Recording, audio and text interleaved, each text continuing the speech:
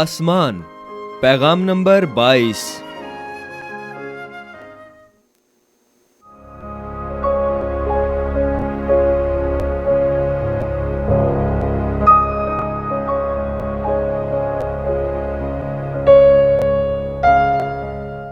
दूसरा कुरिन्थियों 12 बाब 2 से 4 आयत। मैं मसीह में एक शख्स को जानता हूँ, 14 बरस हुए कि वो यकायक तीसरे आसमान तक उठा लिया गया। ना मुझे ये मालूम कि बदन समेत, न ये मालूम कि बदन बगैर, कि ये खुदा को मालूम।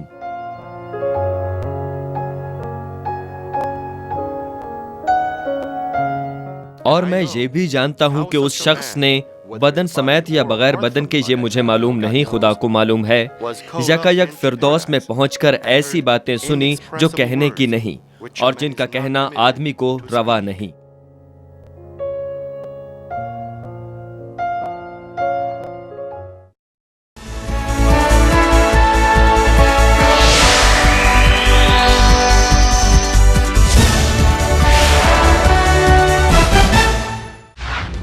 मॉन्यूमेंट सेंट्रल चर्च बहुत सी मकामी और बैन अल-अक़वामी कलीसियाओं पर मुश्तमिल है, जो कि दुनिया के बेशतर ममालिक जैसे कि Kenya, America, Canada, Japan, France, India, Philippine और होंडुरस में वाक़िया हैं। रेवरेंड डॉक्टर जे रॉकली ने पूरी दुनिया के ममालिक में क्रूसेड्स किए हैं, जैसे कि Uganda, Kenya, Japan, Pakistan, Philippine, Honduras, India, रूस, जर्मनी, पेरू, कॉन्गो और न्यूयॉर्क अमेरिका शामिल हैं।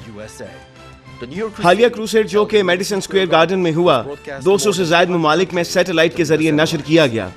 उनकी रूहानी और शिफाई इबादात को 200 से ज़ायद ममालिक में सैटेलाइट, रेडियो, टीवी और इंटरनेट के जरिए नशर किया गया है। सन 2000 में युगांडा में मुनक़दा इंजील मुक़द्दस क्रूसेड को CNN पर भी दिखाया गया और इन क्रूसेड्स की बुनियाद पर उन्हें बेदारी का आलमगीर रहनुमा करार दिया गया।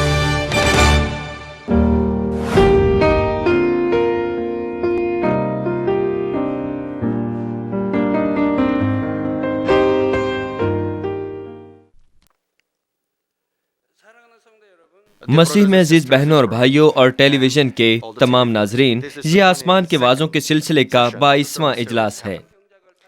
पिछले इजलास में मैंने बाग़े अदन के बारे बात की थी, जहां वो लोग हमेशा के लिए रहेंगे जिन्होंने रूह में इंसानी इस्लाह नहीं पाई। बाग़े अदन इतना खूबसूरत है कि ज़मीन की खूबसूरती का मवाजना उसकी खूबसूरती से नहीं किया जा सकता। बाग़े अदन के लोग नहीं जानते कि हकीकी खुशी, शादमानी और शुक्रगुजारी क्या है, क्योंकि उनको इसके मुतालिक तजुर्बा नहीं है। अदन के बासियों के बरक्स हम इस जमीन पर पैदा हुए थे और हमने दुख, दर्द और कई तकलीफ का तजुर्बा भी किया। बस यसु मसीह को कबूल करने के बाद हम हकीकी खुशी और इत्मीनान जो हम हासिल करते हैं उसका तजुर्बा और इस बात को समझने के काबिल हुए हैं कि आसमान की बादशाही में अब्दी जिंदगी किस कदर मुबारक है। चुनाचे आप जरूरत की हर चीज से नवाजे जाने पर हमारे खुदा बाप को अपने दिल से महसूस किया हुआ प्यार और शुक्र अदा कर सकते हैं। आसमान की हकीकी खुशी और शादमानी से लुत्फानंदोज होते हुए हम अपने खुदा बाप का शुक्र अदा करेंगे, उसके हम्द के गीत गाएंगे और हमेशा हमेशा उसकी परस्तिश करेंगे। इस इजलास के आगाज से मैं आपके साथ आसमान की बादशाही पर बातचीत करूंगा। मैं फिरदौस के बारे तफसीली बयान के साथ आगाज करूंगा। सबसे पहले मैं आसमान की हर बादशाही की जिंदा फिजा के बारे बात करूंगा और हकीकी मिसालों के साथ वजाहत करूंगा कि किस बादशाही में किस किस्म का शख्स जाएगा। मैं आपको सिर्फ बाइबली मिसालें ही नहीं बल्कि कुछ लोगों की मिसालें भी दूंगा जो इस मॉन्यूमेंट चर्च में हमारे साथ थे। मैं बयान करूंगा कि वो आसमान में कहां और क्यों, किस जगह पर दाखिल हुए हैं। आपका आसमान में दाखिल होना दूसरों का काम नहीं बल्कि आपके अमाल पर मुनहसर है। ये हमारी सारी जिंदगियों में बहुत अहम है। इसलिए हमारा खुदा बाप शौक से चाहता है कि आप आसमान पर जाएं और आप भी जाने का शौक अपने दिल में रखें। बस आप में से हर कोई पेश किए जाने वाले पैगामात के वसीले अपने ईमान का इम्तिहान करे तो आप नए यरूशलेम में दाखिल होने में हरगिज नाकाम नहीं हो सकते। मैं खुदावंद के नाम में दुआगो हूँ। मसीह में अजीज बहनों और भाइयों, दूसरा कुरिन्थियों 12वें बाब की 2 से 4 आयत में पौलुस रसूल ने आसमान की बादशाही का जिक्र किया जिसका उसने पहली बार तजुर्बा किया था। आज का नविश्ता कहता है कि मैं मसीह में एक शख्स को जानता हूं, 14 बरस हुए। आप जानते हैं कि पौलुस रसूल ऐसा शख्स है जो नए यरूशलेम में जा सकता है, तो फिर वो फिरदौस में क्यों गया? کہ وہ یکایک تیسرے آسمان تک اٹھا لیا گیا. نہ مجھے یہ معلوم کہ بدن سمیت، نہ یہ معلوم کہ بغیر بدن کے. یہ خدا کو معلوم، اور میں یہ بھی جانتا ہوں کہ اس شخص نے بدن سمیت یا بغیر بدن کے، یہ مجھے معلوم نہیں، خدا کو معلوم ہے. یکایک فردوس میں پہنچ کر ایسی باتیں سنی جو کہنے کی نہیں، اور جن کا کہنا آدمی کو روا نہیں. وہ فردوس میں کیوں گیا؟ نئے یروشلم میں کیوں نہیں؟ وہ یہ تحریر کرنے سے 14 برس پہلے گیا. اس وقت وہ نئے یروشلم میں داخل ہونے کا اہل نہیں تھا. ہو سکتا ہے کہ آپ سوچیں کہ وہ ایک اچھا ایماندار تھا یا پہلے درجے کے ایمان کا حامل مسیحی تھا، اس لیے وہ فردوس میں گیا. کیا ٹھیک ہے؟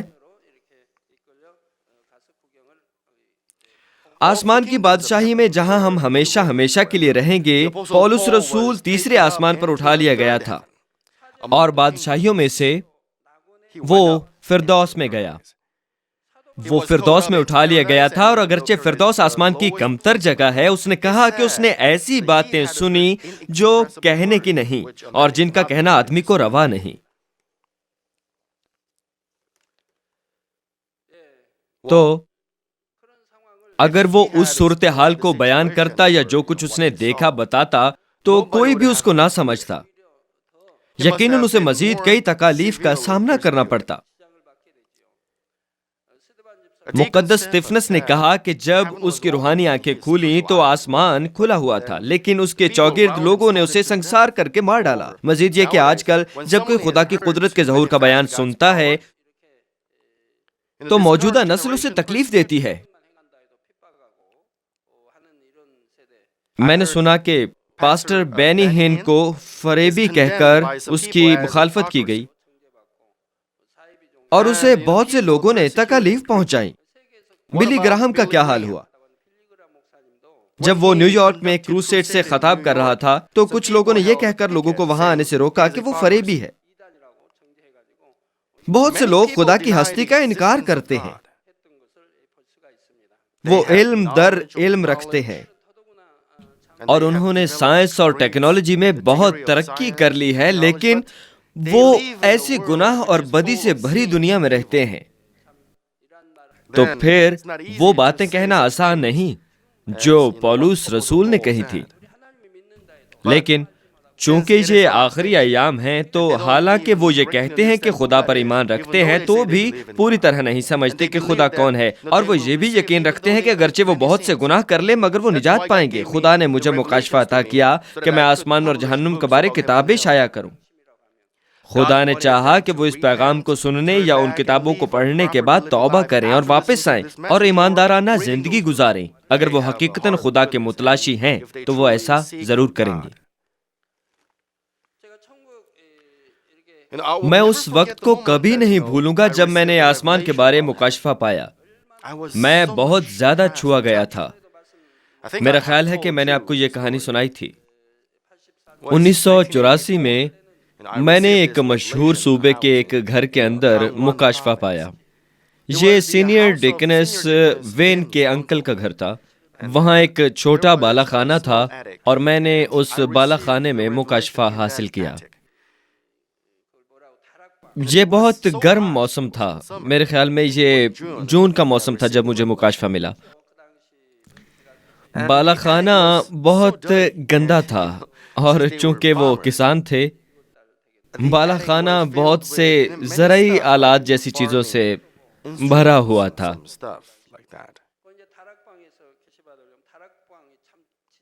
تو میں نے بالا خانے میں کچھ جگہ کو صاف کیا اور ایک کمبل پر بیٹھ گیا اور اس طرح میں نے وہ مکاشفہ حاصل کیا. وہاں ایک چھوٹی کھڑکی تھی اور اس میں سے دریائے ہان نظر آتا تھا. میں اتوار کے دن وہاں گیا اور جمعے کو چرچ واپس آ گیا جو کہ میرا شیڈول تھا، اور پھر جمعرات کو مکاشفہ رک گیا. لیکن جمعرات کو خدا نے مجھے فرمایا کہ چرچ واپس نہ جاؤں بلکہ روزہ رکھوں. آنے والے ہفتے کو میری سالگرہ تھی، لیکن خدا نے مجھے فرمایا کہ 3 دن کا روزہ رکھوں.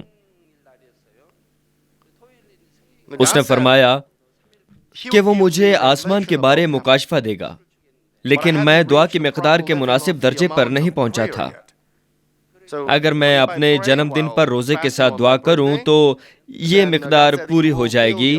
پھر اس نے فرمایا کہ وہ مجھے آسمان کے بارے مکاشفہ دے گا، بس میں نے وہاں 3 دن کا روزہ رکھ لیا۔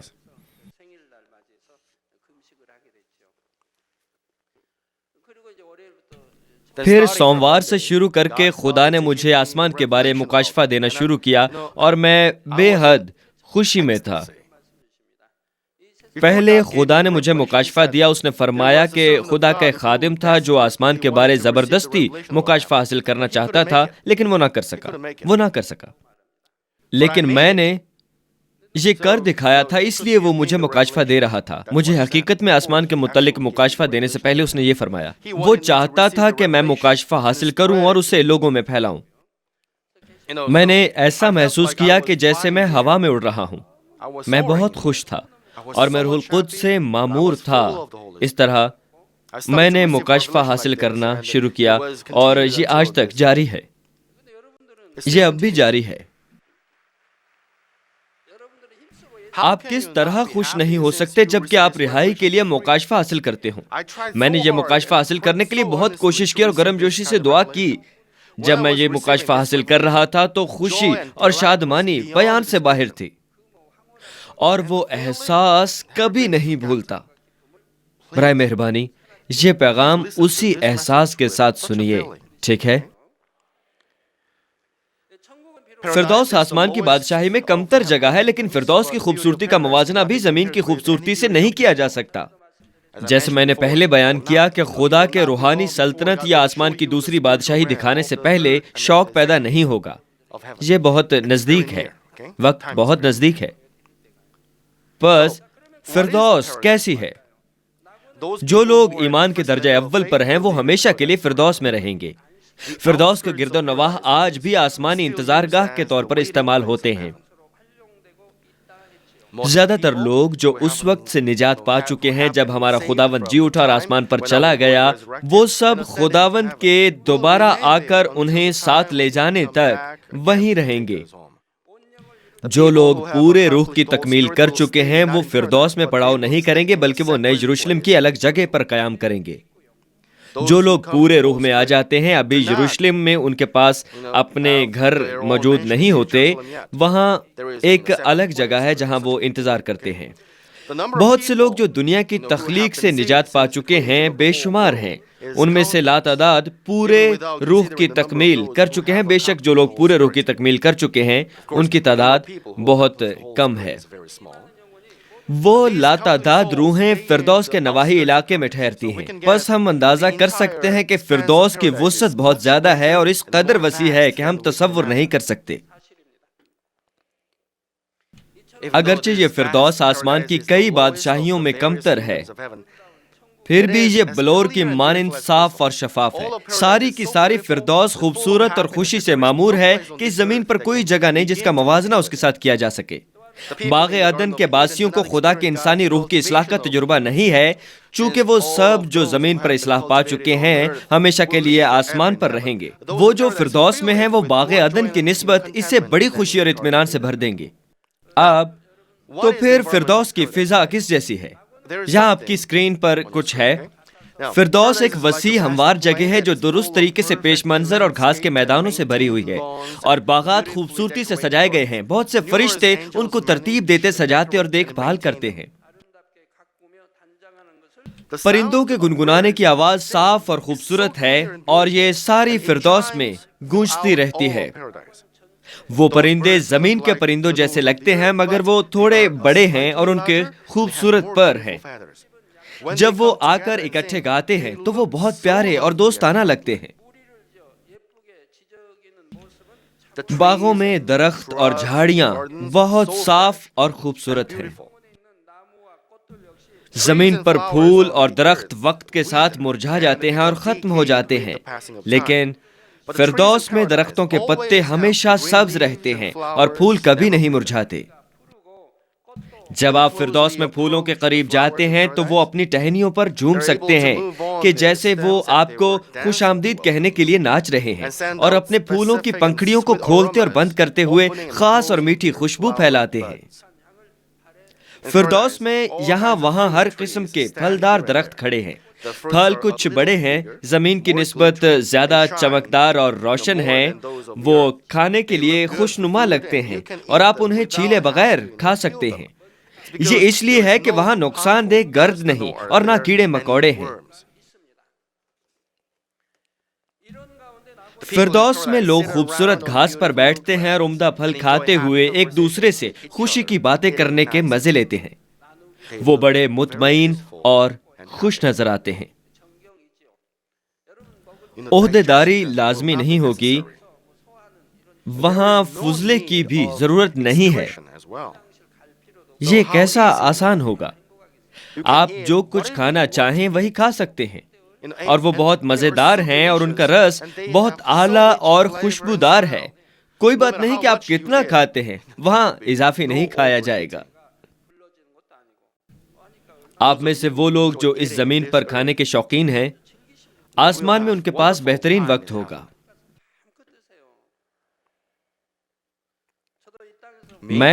میں زیادہ کھانے کا شوقین نہیں ہوں۔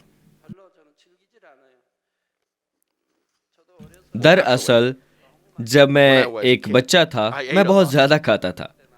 جب میں ایلیمنٹری اسکول کا طالب علم تھا اور میں بہت زیادہ کھایا کرتا تھا، میں ہمیشہ زیادہ کھانا مانگتا۔ ایک دن میری بھابھی نے میرے ساتھ مذاق کیا۔ اس نے ایک خمیدہ پیالے میں ایک چھوٹا پیالہ چھپا دیا اور چھوٹے پیالے کی چوٹی پر چاول ڈال دیے۔ بس یہ لگتا تھا جیسے یہ چاولوں سے بھرا ہو، اور میں یہ دیکھ کر بہت خوش تھا۔ لیکن جب میں نے اس میں اپنا چمچ ڈالا، مجھے چھوٹے پیالے کا علم ہو گیا اور میں بہت پریشان ہوا اور میں نے کھانے سے انکار کر دیا۔ مجھے سارا دن بھوکا رہنا پڑا۔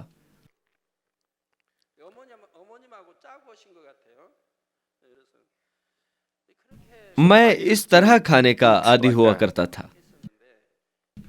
لیکن جب سے میں خدا سے ملا ہوں، بہت سی دوسری چیزیں ہیں جو مجھے خوشی دیتی ہیں۔ اب میں کھانے کے مزے نہیں لیتا۔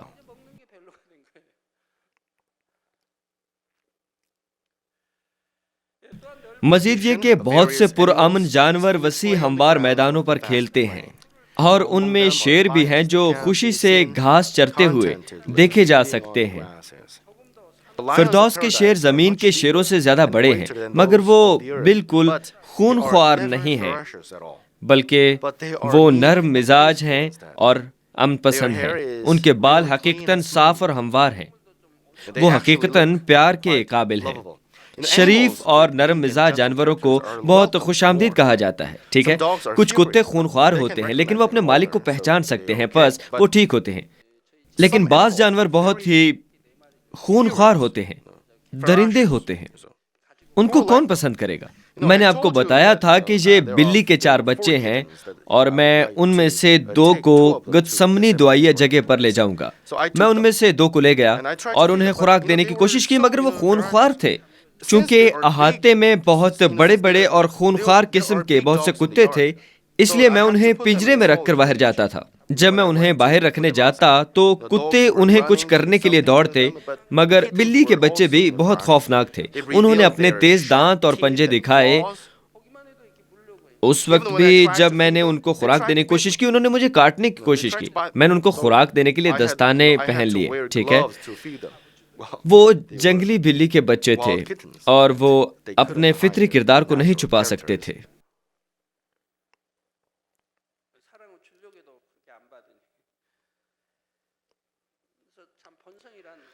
آب حیات کا دریا جو بلور کی طرح صاف اور پاک ہے، نئے یروشلم کے سارے شہر اور فردوس میں چلتا ہے۔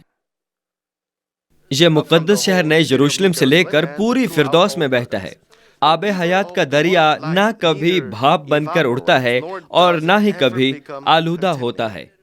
آب حیات خدا کے تخت سے آتا ہے اور ہر چیز کو زندگی بخشتا ہے۔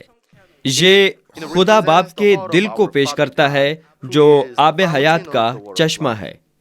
نیز خدا کا دل درخشاں طور پر آب و تاب کے ساتھ چمکتا ہے۔ یہ کبھی گدلا اور دھندلا نہیں ہوتا۔ یہ بے عیب طور پر پاک اور خوبصورت ہے.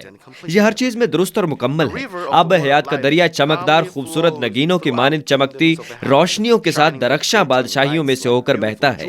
جیسے سمندر سورج سے کئی قسم کی روشنیاں منعکس کرتا ہے. یہ بہت خوبصورت اور شفاف ہے. زمین کی کسی بھی چیز کا موازنہ اس کے ساتھ نہیں کیا جا سکتا. دور سے یہ نیلا دکھائی دیتا ہے. دور سے دیکھنے پر یہ نیلے بحر اٹلانٹک سے یا بحیرہ روم سے بہت مماثلت رکھتا ہے. آب حیات کے دونوں اطراف پر خوبصورت کنارے ہیں. کناروں پر زندگی کے 12 قسم کے پھل دینے والے درخت اور بہت خوبصورت بینچ لگے ہوئے ہیں.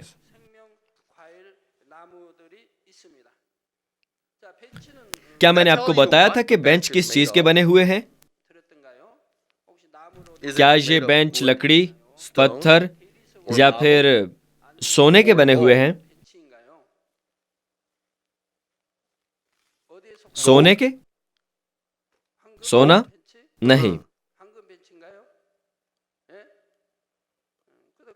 نہیں، آپ غلط ہیں. میں نے آپ کو کب بتایا تھا کہ وہ سونے کے بنے ہوئے ہیں؟ میں نے آپ کو ہرگز نہیں کہا تھا کہ وہ سونے کے بنے ہیں. اگر آپ کا خیال ہے کہ میں نے یہ کہا تھا تو اپنا سر ہلائیں. یہ کون ہے جو کچھ نہیں کر رہا؟ میں نے کہا تھا کہ نئے یروشلم میں بینچ سونے کا بنا ہوا ہے، لیکن میں نے یہ نہیں کہا تھا کہ فردوس میں بھی بینچ سونے کا بنا ہوا ہے. کیا اب آپ نے جانا؟ میں نہیں جانتا کہ یہ کس چیز کے بنے ہوئے ہیں. خدا نے مجھے اس کے متعلق نہیں بتایا تھا. اس نے مجھے نہیں بتایا. میں خدا سے نہیں پوچھ سکتا کہ یہ کس چیز کے بنے ہیں. میں آپ کو نہیں بتا سکتا کہ یہ کس چیز کے بنے ہیں، لیکن نئے یروشلم میں یقیناً بینچ سونے کے بنے ہوئے ہیں.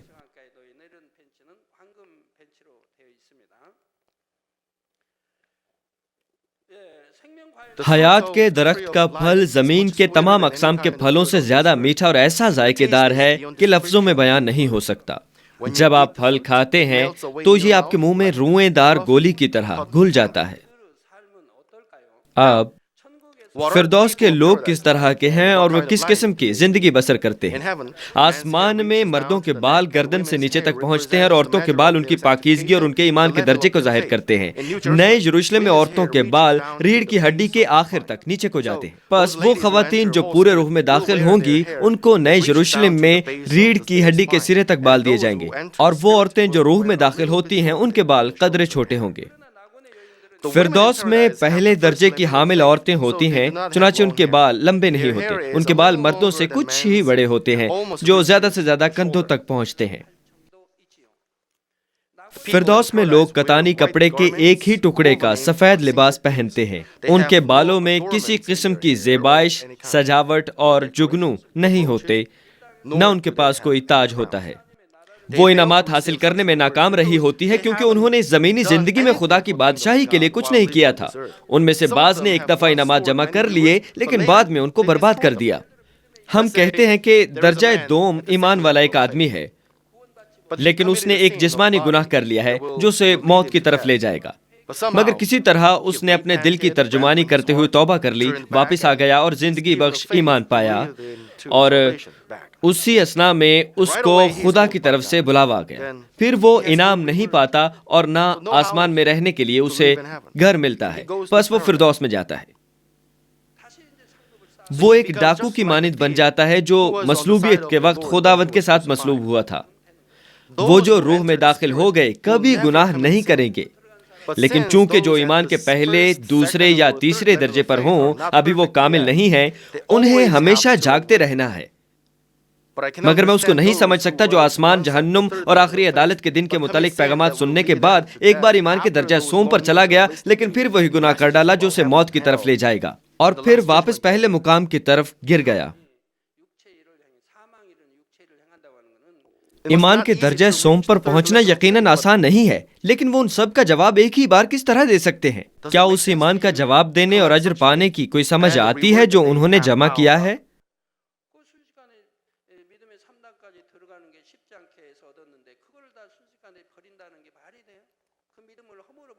وہ ایسا کیسے کر سکتے ہیں؟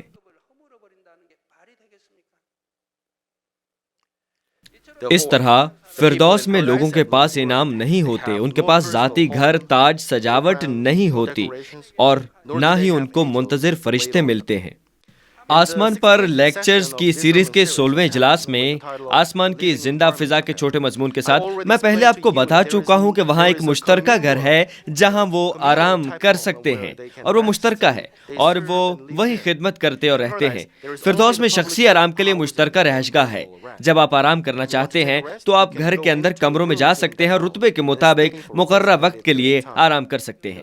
یہ تصور نہ کیجیے کہ فردوس میں ایک عوامی گھر زمین کے ایک گھر کی طرح ہوگا۔ وہ بہت خوبصورت ہیں اور بہت اچھے سے سجائے گئے ہیں۔ عوامی گھر میں ہر کسی کے لیے ذاتی کمرے ہیں اور دوستانہ گفتگو کے لیے بڑے کمرے ہیں، لیکن فردوس میں ذاتی طور پر کسی کو کمرے نہیں دیے جاتے اور وہ ذاتی ملکیت نہیں ہوتی، بس انہیں اپنی مرضی سے کمروں کو سجانے یا اپنی مرضی سے جب تک چاہیں قبضے میں رکھنے کی اجازت ہرگز نہیں ہوتی۔ مقررہ وقت تک وہاں آرام کرنے کے بعد ان کو وہ کمرے خالی کرنے پڑتے ہیں تاکہ دوسروں کے لیے تیار کیے جا سکیں۔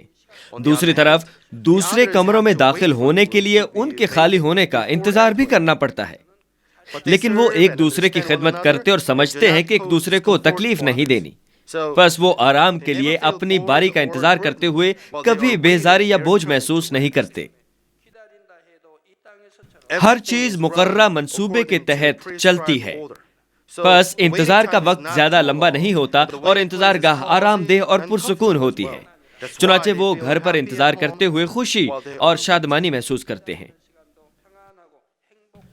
فردوس کے اندر رہائش گاہوں میں نجی کمرے نہیں ہیں، مگر اس کے برعکس وہ مشترکہ اور عوامی عمارات میں رہتے ہیں۔ باغ عدن کے لوگوں اور فردوس کے رہائشیوں کا ایک جیسا حال ہے، اور باغ عدن کے رہائشی پوری طرح مختلف قسم کی خوشی محسوس کرتے ہیں۔ فردوس کے رہائشی خدا کو باپ کہہ کر پکار سکتے ہیں، کیونکہ وہ یسوع مسیح کو قبول کر چکے ہیں اور روح القدس حاصل کر چکے ہیں۔ وہ باغ عدن کے رہنے والوں کی نسبت زیادہ بڑی خوشی منا سکتے ہیں۔ خدا کے سچے فرزند بننا کیسا قیمتی اور قابل قدر ہے، جنہوں نے تمام چیزوں کا تجربہ کیا اور ایمان کے ساتھ ایک مذہبی زندگی گزاری۔ اگر وہ فردوس کی عوامی رہائش گاہ میں بھی رہیں، وہ سچائی میں خوشی اور دل جمی سے معمور ہوتے ہیں، کیونکہ وہاں بالکل بدی نہیں ہوتی اور آسمان میں ہر کوئی دوسرے کی بہتری چاہتا ہے۔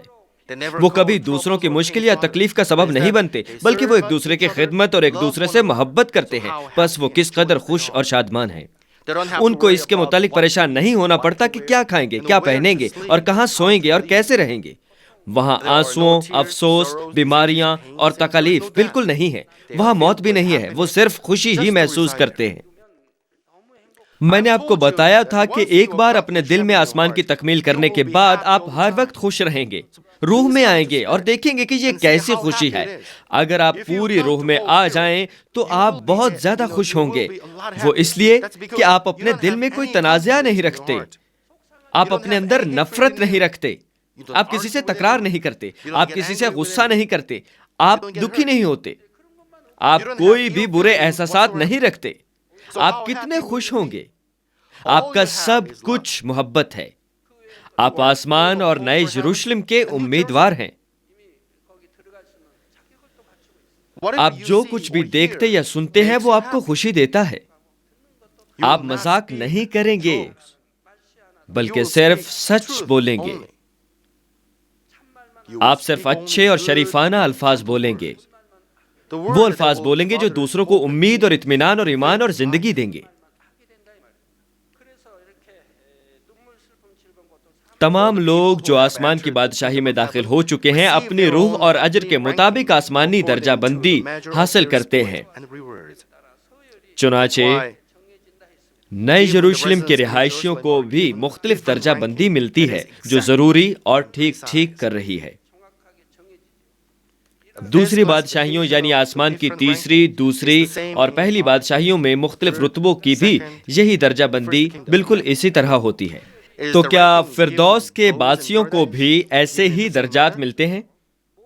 ہاں، ہر شخص کو رتبہ ایک ہی طریقے سے دیا جاتا ہے اور ہر چیز ایک ہی ترتیب سے ہوتی ہے، لیکن فردوس میں رتبوں کا نظریہ آسمان کی بادشاہتوں سے کچھ مختلف ہے۔ کیوں؟ کیونکہ بنیادی طور پر وہاں بہت سے لوگ ہیں. اگر ان سب کو عہدے مل جائیں تو گنتی بھی اربوں خربوں میں چلی جائے گی. ہم ان تمام لوگوں کو کس طرح عہدے دے سکتے ہیں؟ اس لیے وہ مختلف قسم کے عہدے رکھتے ہیں. ان کو تفصیلاً مختلف عہدے نہیں دیے جاتے، بلکہ ان کی درجہ بندی 3 مختلف جماعتوں میں کی جاتی ہے. وہ اعلیٰ، متوسط اور کمتر جماعتیں ہیں. اعلیٰ جماعت کو پھر 3 حصوں میں تقسیم کیا جاتا ہے: اگلا گروپ، درمیان کا گروپ اور پچھلا گروپ. درمیانی جماعت کے لیے بھی ایسا ہی ہے. اگلے گروپ کی اگلی صف، وسطی صف اور پچھلی صف. اسی طرح فردوس کو رہائشیوں کے اعتبار سے 3 علاقوں میں تقسیم کیا جاتا ہے. پہلا علاقہ آسمان کی پہلی بادشاہی کے بالکل نزدیک ہے، دوسرا علاقہ ایک ثانوی علاقہ ہے اور تیسرا علاقہ فردوس کا نواحی علاقہ ہے. البتہ وہ 9 جماعتوں میں تقسیم ہوتے ہیں. جو لوگ فردوس کی اعلیٰ جماعت میں ہیں، جیسے کہ فردوس کے لیڈرز، درمیانی اور کمتر جماعتوں کے لوگوں کی دیکھ بھال کرتے ہیں. وہ لوگ جو فردوس میں لیڈرز ہیں دوسروں سے الگ لباس پہنتے ہیں اور بہت سی سہولیات کا مزہ لینے کے حقوق حاصل کرتے ہیں. آئیے میں آپ کو ان سہولیات کی ایک مثال دیتا ہوں جو وہ فردوس میں حاصل کرتے ہیں. جب تمام نجات یافتہ لوگ نئے یروشلم میں پرستش میں شریک ہوں گے جہاں ہمارا خدا باپ ہے، جب وہ پیغام سنائے گا تو نشریات ہر علاقے میں پہنچائی جائیں گی براہ راست. جب فرشتے فردوس میں لمبا چوڑا آسمان کھولیں گے تو کپڑا ایک بے حد بڑی اسکرین بن جائے گا اور ناظرین واضح رنگوں کے ساتھ تقریب کو ہر جگہ سے دیکھ سکیں گے. اسکرین ان کی آنکھوں کی سطح پر نصب کی جائے گی. اسکرین ہوا میں ہوگی اور رنگ بہت واضح ہوں گے.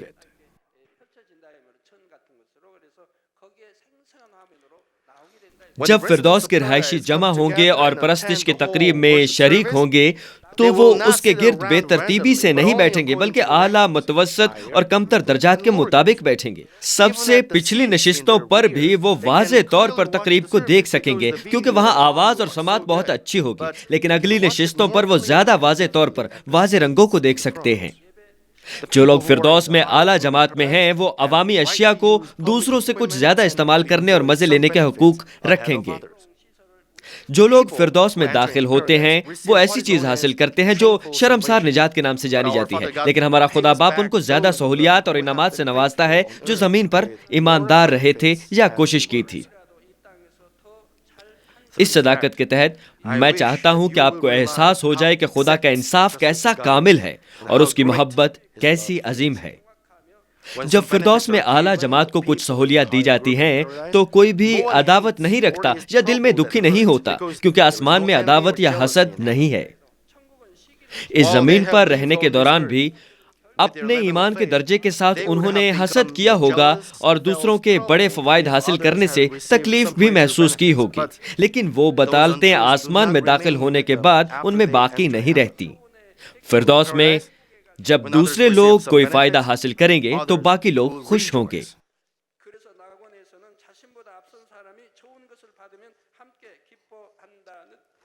آسمان میں وہ سب اس طرح ہوں گے. اس دنیا میں بھی یہ رائج ہو سکتا ہے. فرض کیجئے آپ روح میں آتے ہیں، آپ نے اور آپ کے ساتھی نے ایک ہی کام کیا، لیکن اس کام کے لیے آپ کے ساتھی کی زیادہ تعریف کی گئی. آپ کی تعریف نہ ہوئی حالانکہ آپ نے بھی وہی کام کیا تھا. تو بھی آپ خوشی محسوس کریں گے اگرچہ اس کام کے لیے آپ کے ساتھی کی تعریف کی گئی جو آپ نے بھی کیا. آپ خوش ہیں کیونکہ آپ پہلے سے روح میں داخل ہو چکے ہیں. آپ خوش ہیں کیونکہ آپ کے ساتھی کی تعریف ہوئی ہے. ایسا کیوں ہے؟ چونکہ آپ اس کی خدمت کرتے ہیں اور اسے دیتے ہیں. اگر آپ اس طرح کے ہیں تو پھر آپ پہلے سے روح میں ہیں. اگر آپ اس کی خوشی سے بہت زیادہ معمور ہیں اور خوش ہوتے ہیں تو پھر آپ پورے روح میں ہیں. اگر آپ ان لوگوں کو تلاش کر سکیں جو پہلے سے روح میں یا پورے روح میں ہیں تو ان سے صرف پوچھیں کہ جو کچھ میں نے کہا وہ سچ ہے یا نہیں. ان میں بدی نہیں ہوتی اور وہ پاک ہوتے ہیں اور وہ پورے روح میں داخل ہوئے ہوتے ہیں اور بس وہ ایسا دل رکھ سکتے ہیں. وہ کس قدر خوش ہوں گے. دوسروں کی تعریف ہوتے ہوئے وہ خوش اور محظوظ ہوں گے. جب دوسرے کامیاب ہوتے ہیں تو وہ شادمان ہوں گے. اب آپ ایک نشست پر بیٹھے ہیں. اب ایک نیا چہرہ آتا ہے اور بیٹھنے کے لیے جگہ تلاش کرتا ہے. چونکہ اسے کوئی خالی نشست نہیں ملی، وہ جانے لگتا ہے. اب آپ پہلے سے روح میں داخل ہو چکے ہیں اور آپ نے اسے دیکھا، تو آپ کیا کریں گے؟ آپ اٹھیں گے اور اسے اپنی نشست پیش کریں گے. کیوں؟ وہ ایک نو آموز مسیحی نظر آتا ہے یا دوسرے چرچ سے ایک مہمان ہے. آپ معذرت خواہ ہوں گے کہ اس کو بیٹھنے کے لیے جگہ نہیں ملی. آپ پریشان ہیں کہ کہیں اسے سیٹ ملے گی یا نہیں، تو آپ بیٹھنے میں اس کی مدد کرنا چاہتے ہیں. آپ خدا کے کلام کا شوق رکھ کر اگلی نشستوں پر بیٹھنے کے لیے صبح جلدی آ جاتے ہیں، لیکن آپ اپنی نشست اسے دینا چاہتے ہیں. اب آپ کیسا محسوس کریں گے؟ آپ خوش ہوں گے.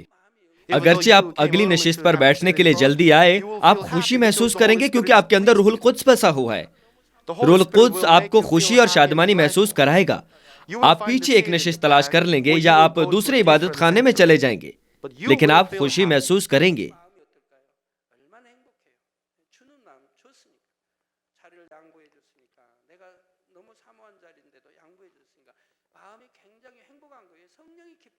یہ ہے ایک نیک دل، اور یہ ہے روح کا دل، اور یہ ہے پورے روح کا دل.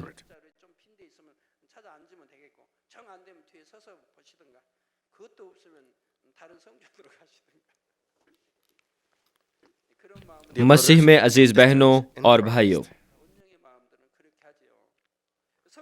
فردوس میں رہنمائی کرنے والے لوگ کم ہی نئے یروشلم کی تقریبات میں مدعو کیے جا سکتے ہیں. جب تک ان کو مدعو نہ کیا جائے وہ نئے یروشلم میں جانے کی ہمت نہیں کر سکتے، کیونکہ نئے یروشلم اور فردوس کی روشنی کے جلال میں بہت زیادہ فرق پایا جاتا ہے. اگر وہ وہاں جانے کی جرت کر بھی لیں تو وہ نئے یروشلم میں صرف مقررہ وقت تک اور فردوس کے اجازت نامے کے مطابق رک سکتے ہیں. ترتیب حسب ذیل ہے: تیسری بادشاہی کے لوگ اور پھر دوسری بادشاہی کے لوگ دوسرے نمبر پر، پھر تیسرے نمبر پر پہلی بادشاہی کے لوگ، اور آخر میں فردوس کے لوگ شرکت کے لیے پہلے داخل ہوں گے. وہ جس ترتیب سے نئے یروشلم میں داخل ہوں گے اسی ترتیب سے نشستوں پر بیٹھیں گے. بس فردوس کے باشندے سب سے آخری نشستوں پر بیٹھیں گے. فردوس والوں کے لیے صرف آسمانی ترتیب کے مطابق ہی وہاں جانا بہت فطری نہیں، بلکہ اس لیے بھی کہ فردوس نئے یروشلم سے حقیقتاً بہت زیادہ دوری پر واقع ہے.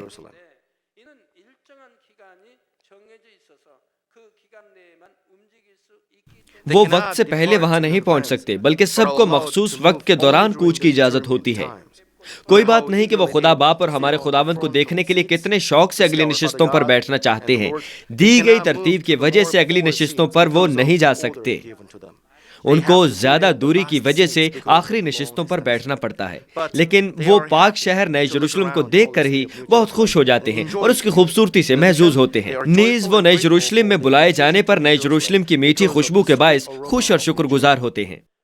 وہ جب گھر واپس لوٹتے ہیں تو اس مہک کو نہیں بھول سکتے، اور دوسروں کو نئے یروشلم کی سیر کے بارے بتانا بڑی عزت کی بات سمجھی جاتی ہے.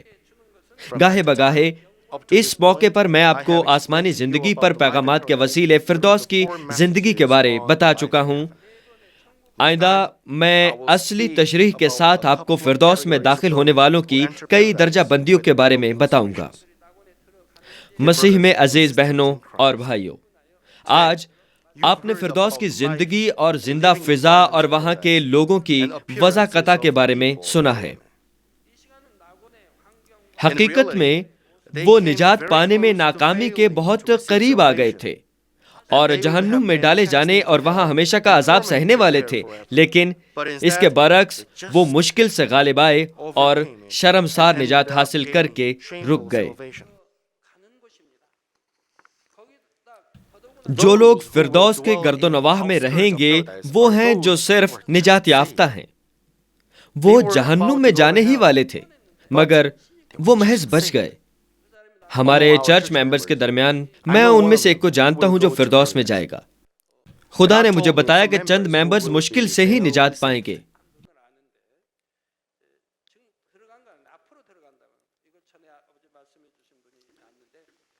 خدا نے فرمایا کہ اس کا ایمان نجات پانے کے لیے کافی نہیں ہے، لیکن چونکہ اس نے شروع میں اس چرچ کی بہت مدد کی، خدا نے فرمایا کہ وہ اسے بچا لے گا.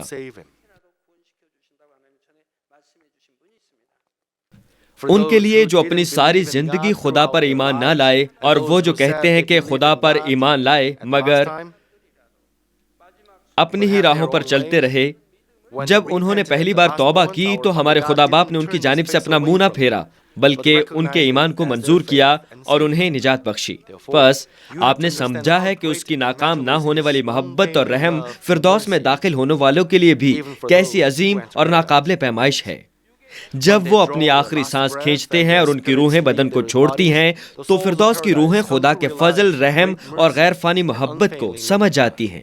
اس لیے اگرچہ فردوس کا جلال اور زندہ فضا دوسرے آسمانی رہائشی علاقوں سے کمتر ہیں، وہ اپنی نجات کی حقیقت کے لیے شکر ادا کر سکتے ہیں اور ہمیشہ ہمیشہ کے لیے شادمانی اور خوشی میں رہ سکتے ہیں۔ آپ نے ہمارے خدا باپ کی حیرت انگیز محبت کو کتنا سمجھا اور اس پر کتنے چلے ہیں، جس نے آپ کی خاطر اپنا اکلوتا بیٹا بخش دیا۔ آپ نے اس کا کتنا شکر ادا کیا ہے۔ اگر آپ حقیقت میں اس کی محبت پر قبضہ پا لیں تو آپ سب پوری طرح سے ہر روز نور میں چل سکتے ہیں اور فردوس اور اعلیٰ بادشاہیوں اور نئے یروشلم کی جانب پیش قدمی کر سکتے ہیں۔ خداوند یسوع مسیح کے نام میں آمین۔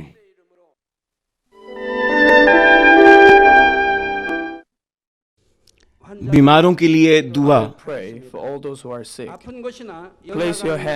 میں ان سب لوگوں کے لیے دعا کروں گا جو بیمار ہیں۔ آپ اپنے بدن کے اس حصہ پر اپنا ہاتھ رکھ لیں جہاں پر بیماری ہے اور اس دعا سے استفادہ کیجیے۔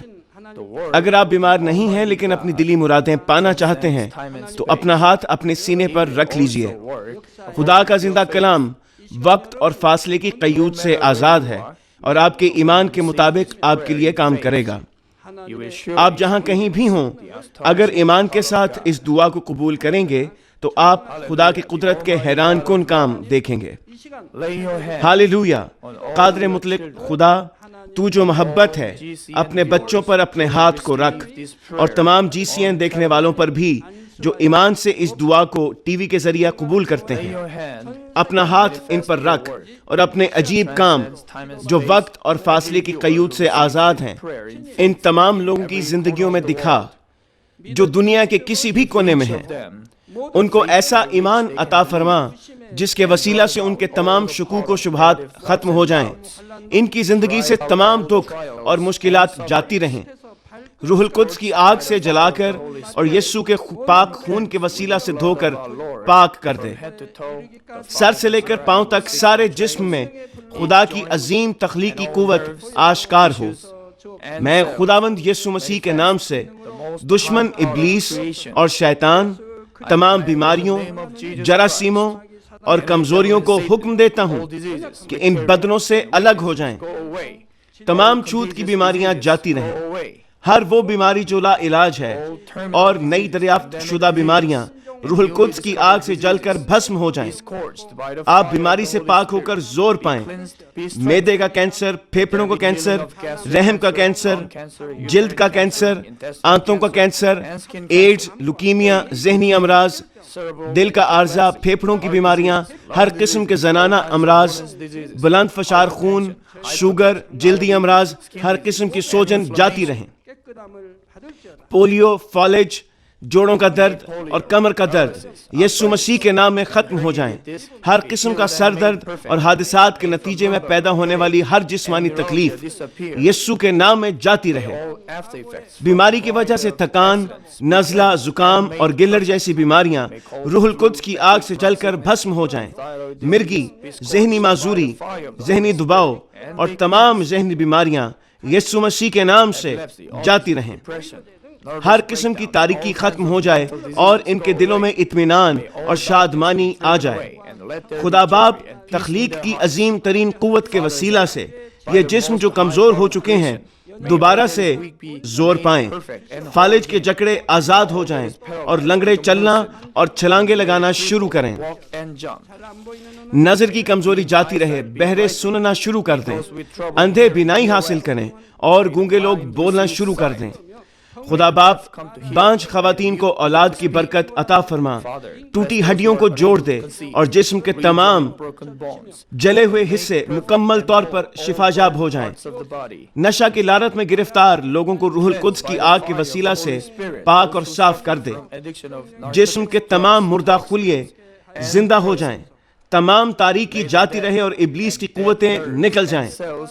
میں یسوع مسیح کے نام سے حکم دیتا ہوں کہ دشمن ابلیس، شیطان اور ہوا کی عملداری کا حاکم اپنا قبضہ چھوڑ دیں اور ان کے تمام قاصد بھی یسوع مسیح کے قادر نام میں نکل جائیں۔